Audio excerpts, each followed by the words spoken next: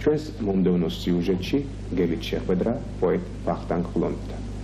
გაუფასურდა სიტყვა, რომელიც იყო ღმერთი, რომელიც პირველ დაიყო ღმრთისა თანა, გაუფასურდა ჩვენში, ხოლო ცის აღმართებში, არც ვერცხლის კოცნა ჭრის და არც მოღალატის დანა, გაუფასურდა სიტყვა, რომელიც იყო ღმერთი, რომელიც იყო პირველ დაიყო ღმრთისა თანა, მუნჯები ამეტყველდნენ, ხოლო მზე მესიტყვენი, ვიდგან წირული ტყვენი, სიტყვა გამშრალი დგანან, გაუფასურდა ყოფნა, რომელიც იყო ღმერთი, რომელიც იყო პირველ დაიყო ღმრთისა თანა, სიტყვა ჯვარცმული ჩვენგან, ამაღლდა მამის გვერდი, რაც მოგვცა მომცემელმა, უკანვე წარიტანა, გაუფასურდა სიტყვა, რომელიც იყო ღმერთი, რომელიც იყო პირველ დაიყო ღმრთისა თანა, გაუფასურდა ყოფნა, დაღვრილი სისხლის ტბეთი, სამშობლო, სიყვარული და დედის იავნანა, გაუფასურდა სიტყვა,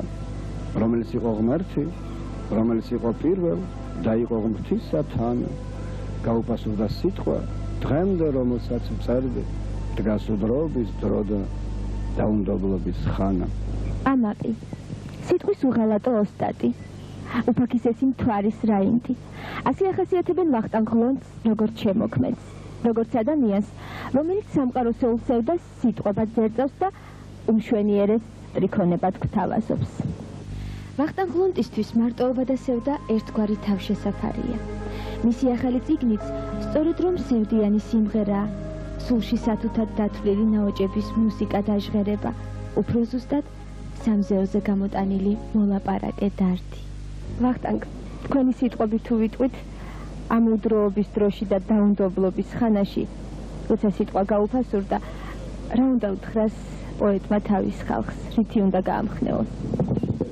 სიმართლე გითხრათ, არ მინდა თავი მოვიტყუო, თითქოს ფლობდე იმ საოცარ სიტყვას, რომელსაც ასე კოლექტიურად თუ ცალ-ცალკე გაუბედურებული ხალხის გამხნევა შეუძლია. უფრო მეტიც შეიძლება არც კი მოგისმინოთ, დღეს ისე გადაღლილია ხალხი, მოსმენა გაგებას ნიშნავს უპირველესად. ერთი საეკლესიო მამა კითხულობს, რით ვანუგეშოთ მგლოვარენი და იქვე პასუხობს, მათთან ერთად ვიტიროთ. თუ ბოლომდე გულწრფელი ვიქნები, სულად არის ხალხის საქმე, ვინც დღენიაად გამხნევას საჭიროებს. და მაინც თუ აუცილებელია და ნამდვილად აუცილებელი არის ამეთქმა, ისევ ბიბლიიდან ეკლესიასაც დავიმოწმებ. არის ჟამი დანერგვისაი, ჟამი მოფხრა დანერგულისა, ჟამი აშენებისაი და ჟამი დარღვევისაი, ჟამი ტირილისაი და ჟამი სიცილისაი. დაველოდოთ შემდეგ ჟამს. როგორც ერთ-ერთ ლექსში გაქვთ, თვალი ჭრილობაა ჩვენი სულის. ამ ჭრილობით უამრავ რამეს ვხედავთ ადამიანები. და მაინც საინტერესოა პოეტის თვალით დანახული სამყარო. საქართველოს ყოფნა არ ყოფნაზე ფიქრობს ოპერატესიც, ერთი სიტყვით, ეს ქართველი პოეტი. ჩვენ მეწილად სამშობლოს მოვლიდით და ვაშენებით მხოლოდ საკუთარ ოჯახებში.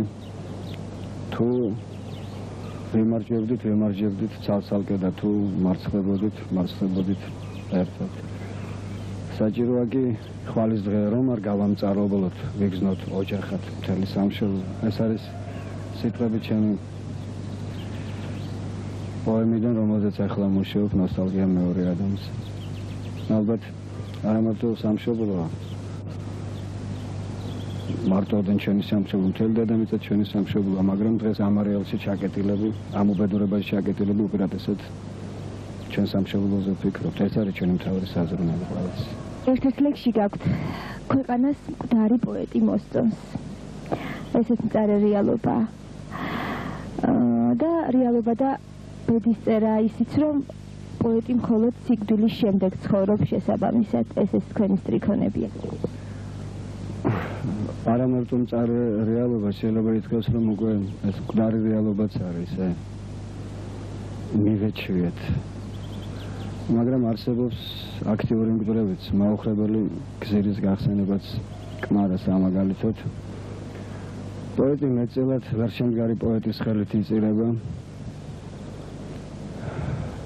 მე ერთას უკვე თითქმის შევეგმე, რომ საქართველოში პოეტი 50 წლამდე პოეტად არ ითვლება. ჩვენ ეგრეთ წოდებულ პენსიონერების ქვეყანაში გავიზარდეთ და რაც ყველაზე საინტერესოა, პენსიონერებად ახალგაზრდები ითვლებოდნენ მეწევად. სანამ გული ერჩოდათ, სანამ შეეძლოთ რაიმე დაემტკიცებინოთ, სერიოზულ საქმეს არ გააკარეს. როცა მათი ჟამი დადგა, ისინი უბრალოდ გადამწვარი აღმოჩნდნენ ამ საქმისათვის. ალბათ ის, რასაც ეროვნულ მოძრაობას ვეძახდით ჩვენ და ვეძახით დღესაც, ბოლოს აი ამგვარად გაუბედურებული და დაბოღმილი ადამიანების მოზალებამ დაღუპა. თავიდან კი მიზანი ძალიან თრთმელი და ამოსიანი იყო. ვახტანგ ხლონტი ბათუმში დაიბადა. ბათუმში გამოსცა პირველი წიგნიც, სიყვარული. პირველ წიგნს შემდეგი კრებულები მოჰყვა. წვიმა და ოცნების გენერლები, მოგონებათა ქუჩაბანდებში, ბოღმა უარყოფილ სულთა. ამ უკანასკნელმა 1991 წელს მწერალთა დამოუკიდებელ ასოციაცია გულანის პრემია მიიღო. ახალი წიგნი ერთგვარი შეჯამებაა თქვენი პოეტური ცხოვრების. აქ არის ადრეულ ასაკში დაწერილი ლექსებით შესული და თქვენი აზრით რითი განსხვავდება სიჭაბუკის დროინდელი და დღევანდელი შემოქმედება? ლექსი უპირატესად გულსროლობის შვილია, მე გულსროლი ვიყავი მაშინაც და ახლაც აი ჩვენ ლაპარაკობდით ერზე, ერის გაერთიანებაზე, მაგრამ ეს არც ესე ადვილია, როცა ადამიანი თავის თავში ცალ-ცალკე თვითონ არ არის ერთიანი. თანდათან წლების განმავლობაში გამოცდილებასთან ერთად ხდება მიჯნების მორღვევა გულსა და გონებას შორის და აი ეს გულსროლობა რაღაც ახალ პლასტებს იძენს, უფრო ზრდასრული, უფრო სრული ხდება. ალბათ ამიტომ მოიგონეს ძველმა ბერძნებმა სიტყვა აკმე, რაც იმ სიფის ზრდასრულობის ხანის მანიშნებელია. და მაინც რითი განსხვავდება ადრინდელი და დღევანდელი ლექსები? ნუ უმეტესად იქ იყო ემოციური მხარე წინ წამოწეული. ამ ემოციას ცხოვრება აჯერებს თანდათან და აქ უფრო ალბათ გონის მიერმა წამოიწია წინ. და ხდება ერთგვარი შეჯვარება ამათი და ყველაზე მთავარი ალბათ ეგ არის. აი ერთ ლექსში გაქვთ ასეთი ფრაზა: ყველა პოეტს თუ ლურჯი, მე შავი ფერი მომწონს. რატომ მაინც და მაინც შავი? და საერთოდ ფერი რამდენად გამოხატავს შემოქმედის შინაგან ბუნებას? ჩვენ ვიცით რომ არსებობს ფერთა სიმბოლიკაც, მაგრამ არც ერთი ფერი არ არის მეორე ფერზე უპირატესი, ყველა ფერს თავისი ადგილი აქვს. უბრალოდ როცა ეს ლექსი იწერებოდა, მაშინ დედამიწის ერთ-მეექვსედიდან, რომლის ნაწილადაც ჩვენ ვითვლებოდით საქართველოს, წითელ ფერს უფრიალებდნენ დანარჩენ სამყაროს, როგორც დასაკლავ ხარს. ამ შემთხვევაში პოეტის ლურჯი ან ცისფერი, მეოცნებე ფერი უფრო პასიურად გამოიყურებოდა შავთან შედარებით, იმიტომ რომ შავი მაინც ტანჯვის გლოვის ფერია და ერთადერთი ფერი ეს იყო, რომელსაც შეეძლო რომ ამ წითელ ფერს დაპირისპირებოდა. მე სულ სევდიანი ხალხი მყავდა ჯილაკში და ერთ-ერთ ლექსში ვამბობ კიდევაც: ღმერთო მოხედე ვახტანგს, შენგან მოკეთილ მოკეთეს, ვინც შუაკალში ჩადგა, როცა ცის კარი მოკეთეს.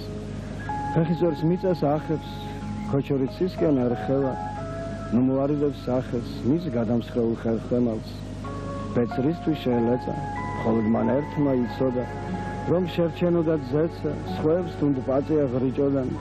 ნუსჯი მათი ხელით, თავი გადადო ვის გამოც, ერთად ამდენი მკვლელი, ჯობს თვალი ამოიგმანოს, გზა აღარცა იქნებ, შენ რომ ანიშნე იმ გზამდე, ის თეთრ ბაირავს გიქნევს, და შავ სამარეს იმზადებს.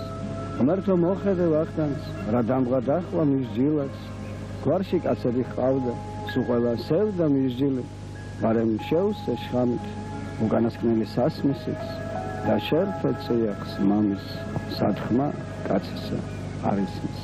სიყვარული, მშვენიერი ქალბატონი, კარიდან კარზე მოსიარულე, გულიდან გულში მოხეტიალე, რომელიც არც იწყება და არც მთავრდება. ეს ის თქვენი სტრიქონებია. სიყვარული უპირველესად ჩემთვისაც და სხვებისთვისაც ალბათ ღვთისყალობა. ეს არის საოცარი მოგზაურობა იმ ქვეყანაში, იმ ეპოქაში, სადაც უბრალოდ სიკვდილი ან არ არსებობს, ან თუ არ არსებობს უფლება აყრილია. არა თუ ღმერთმა დააბადა სიკვდილი, არამედ კაცმა მოიძულა ძმაისთვის. ალბათ ერთადერთი რამ არის სიყვარული, რის გამოც ღირს სიცოცხლეს და ბოლოს სიკვდილს. ჩვენ სულ გვეჩვენება, რომ სიბერით გვდებით, მაგრამ სიბერეზე უფრო ჩვენ უსიყვარულო გვაქვს პოპს უყურებს. ეს არის ერთადერთი იარაღი სიცოცხლის ხელში სიკვდილისგან თავის დასაცავად. სხვა იარაღს ადამიანი უბრალოდ არ ფროს. და პოეტი ალბათ იმით არის ბედნიერი, რომ მისი განცდები ფურცელზე გადადის. აი რას წავიკითხავდი სიყვარულზე დაწერილ რომელ ლექსს? წავიკითხავდი ლექსს, რომელიც ყველაზე გვიან დაიწერა იმ ლექსებთან შედარებით, რომელიც ამ წიგნში არის შესული. მიდის შენი დროც მიდის, მოდის შენი დროც მოდის, გზაა და ბეწვის ხიდი, გზაა და დაფნის ტოტი, ორასულელი იყავ სიკვდილს რომ ეძახოდი. მალე ძალიან მალე ნახავ იერუსალემს, ნახავ ხალხს, ვისაც შენი სიცოცხლე დაუმალეს. ზღვარი, ოკეანე, რამდენიც გინდა თვალე, მიდის შენი დროც მიდის, მოდის შენი დროც მოდის, აგიხდა ყველა მინდა, მაგრამ აგიხდა როდის, ორა ლამაზი იყავ სიკვდილს რომ ეძახოდი. მალე ძალიან მალე ნახავ იერუსალემს, მღვდელმთავრებს, ჯარისკაცებს, შენს მაღმერთებელ ქალებს, ვინ შენ იწყალე გუშინ, ვინ შენ გაგწირავს ხვალე. მიდის შენი დროც მიდის, მოდის შენი დროც მოდის, იწყება შენი მითი, მაგრამ ჯერ ეშაფოთი, ორა მართალი იყავ სიკვდილს რომ ეძახოდი. მალე ძალიან მალე ნახავ იერუსალემს, ნახავ ღმერთს, ვისთან ერთად ბოლოს ამსალას დალევ და გაუშტერებ ზეცას ამოღამებულ თვალებს. ალბათ მაინც სიყვარულია ყველაზე დიდი ღმერთი და ღმერთი არის ყველაზე უპირატესი სიყვარული და ალბათ ამიტომ გამოვარჩიე ეს ლექსი. აი ამ ახალ წიგნში ჩვენში შემოდის ბათუმი, თქვენი ბავშვობის ქალაქი. ბათუმი არის ნაღველი და არაფერი სხვა. ერთგან ამბობ. ბათუმი ჩემი დასაწყისია, ერთგვარი ბეთლემ ქალაქია ჩემთვის. ამ დასაწყისიდან დაიწყო ყველაფერი დანარჩენი, რადგან დასაწყისი ეფუძნება თვით დასასრულიც. მე გაცილებით უფრო უკეთ თქვი ლექსში ვინმე ახლა შემიძლიათ გალაპარაკოთ ამის შესახებ, იმიტომ ბათუმი არ არის ჩემთვის ერთი რამ, იქ არის ჩამონათვალი და მე ვიტყვი ამის შესახებ, ისე როგორც ლექსში. როცა თბილისში წვიმს, მე ჩემს ბათუმში ვარ. ბათუმი არის წვიმა და არაფერი სხვა, მე მისი ცრემლი მზრდი და მისი ქუჩა და ზღვა. ბათუმი არის ძიძა და არაფერი სხვა, აქ მამა ჩემი სახელი პირზე ეკერა ხალხს. ბათუმი არის ნაღველი და არაფერი სხვა, აქ შეუყენეს ჩემი ძმა ბევრჯერ გოლგოთის გზას. ბათუმი არის შერი სხვა და არაფერი სხვა, ხან გულის გულში მიკრავდა, ხან მიღერებდა ქვას. ის იყო ჩემი კორიდა და არაფერი სხვა, აქ წინაპართა სხეულებს მიწა ხურავს და ხრავს.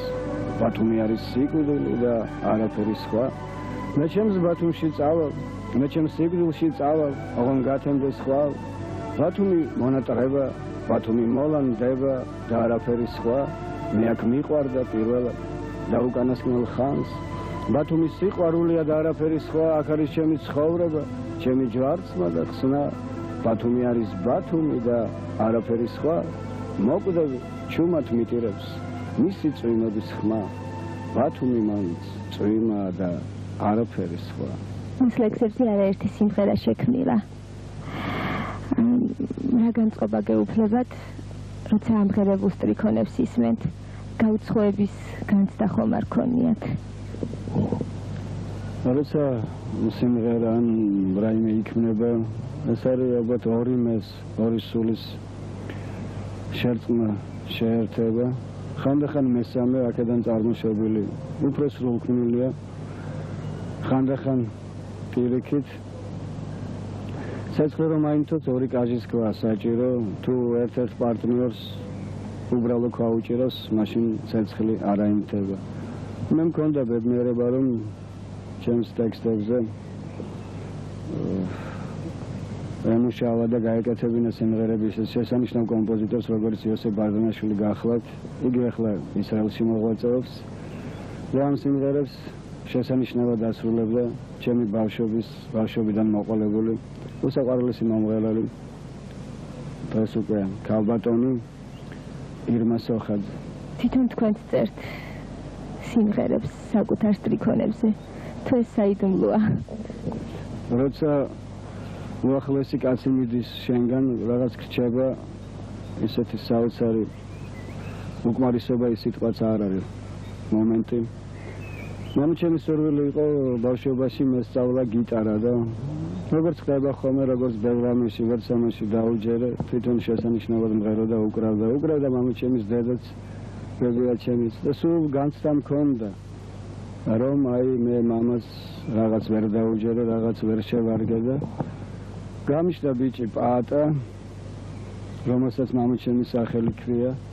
და 32 წლისამ ავიღე გიტარა და დავიწყე სწავლა. მანამდე თავი კოჭლი მეგონა სულიერად და შემდეგ ვიგრძენი, რომ შემიძლია სიმღერების გაკეთებაც. მაქვს 10-12 სიმღერა, მაგრამ ბოლოხანს საერთოდ მოვეშვი გიტარას, იმიტომ რომ პაატა ეხლა უკრავს შესანიშნავად და ფაქტიურად მე როგორც მამამ აი ამ სულიერ დარგში მაინც მგონია, რომ მამა ჩემი სურვილი აღვასრულე და ბედნიერი ვარ, როცა პაატა აიღებს ხოლმე გიტარას და მინდა რომ მაინც თუ რამე ჩემი გენეტიკიდან წაიყოლა და ეტყობა მიაქვს, მაინც ამ კუთხით განავითაროს თავისი სული და თავისი ცხოვრება.